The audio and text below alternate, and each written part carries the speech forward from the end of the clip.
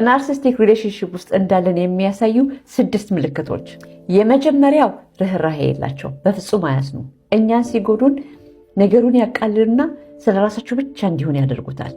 ሁለተኛው የቁጥጥር ወይንም የበላይነት መሆን ፍላጎት። ሁሉም ነገር የኛ ጥፋት ነው። ግልጽ የሆነ ስህተት እየሰሩ እያየን እኛ ይቅርታ እንድንጠይቃቸው ይፈልጋሉ።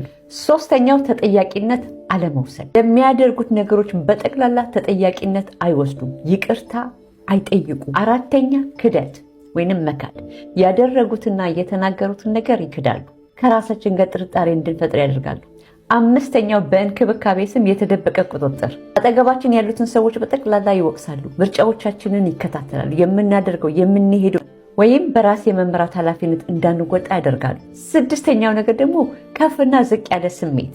ዛሬ ያደንቁናል፣ ይወዱናል፣ ነገ ደግሞ ይገልሉናል፣ አይፈልጉንም። ናርሲስቲክ ሪሌሽንሺፕ ሮማንቲክ ብቻ አይደለም።